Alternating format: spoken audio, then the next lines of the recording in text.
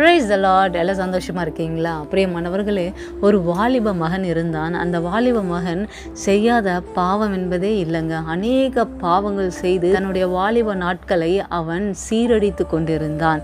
அநேக பாவங்கள், போதை வஸ்துகள் எல்லாவற்றுக்கும் அவன் அடிமையாக இருந்தான். ஒரு நாள் அந்த மகன் மரித்து போனான். மரித்து அந்த மகன் நரகத்திற்கு போகும்போது அங்கு சென்று அவன் பார்த்த காட்சிகள் அவன் இருதயத்தை கிழித்தது. அவன் கதறி அழுதான். எனக்கு இப்படி ஒரு நரகம் இருக்கும் என்று தெரிந்திருந்தால் நான் பாவம் செய்திருக்க மாட்டேனே என்று அவன் கதறி கதறி அழுதான். அப்பொழுது பிசாசானவன் அவனை வந்து எரி நரகத்தில் அவனை தள்ளினான். எரிகின்ற அக்னியில் அந்த மகனை தள்ளினான். அவன் தள்ளின போது இவன் விழித்து பார்த்தான். நடந்தது எல்லாம் கனவு. பிரியமானவர்களே, அந்த மகன் முதலாவது என்ன செய்திருப்பான் என்று நீங்கள் பார்ப்பீர்கள். ஆனால் முதலாவது அவன் தேவ சமூகத்திற்கு ஓடினான். தன்னுடைய பாவங்களை அறிக்கை செய்வதற்காக வேகமாக ஓடினான். முழங்காலில் நின்று ஆண்டவர் சமூகத்தில் கதறி கதறி அவன் செய்த பாவங்கள் ஒன்றொன்றாய் ஆண்டவர் முன்பாக அறிக்கை செய்தான். அதன் பின்பு அவன் ஒரு சமாதானத்தை அடைந்தான். தன் பாவங்களை அவன் அறிக்கை செய்து அவன் மனம் திரும்பினான். பிரியமானவர்களே, ஒருவேளை அந்த மகன் பாவத்தில் மரித்திருந்தால் அவன் நிலைமை என்னவா இருக்கும் என்று சற்று சிந்தித்து பாருங்கள்.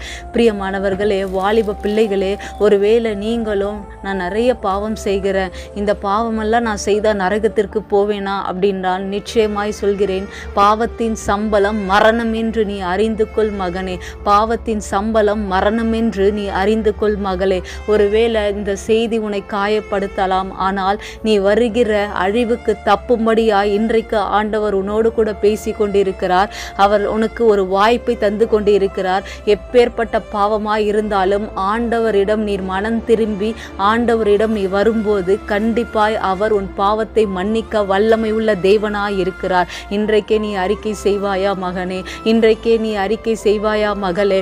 லூக்கா எழுதின சுவிசேஷ புஸ்தகம் 5வது அதிகாரம் 32வது வசனம் இப்படியாய் சொல்கிறது, நீதிமான்களை அல்ல பாவிகளையே மனம் திரும்புவதற்கு அழைக்க வந்தேன் என்று ஆண்டவர் உன்னோடு கூட பேசி கொண்டிருக்கிறார். இன்றைக்கு உன்னதான் அழைக்க வந்திருக்கிறார். நீ மனம் திரும்ப வேண்டும் என்று ஆண்டவர் வாஞ்சிக்கிறார்.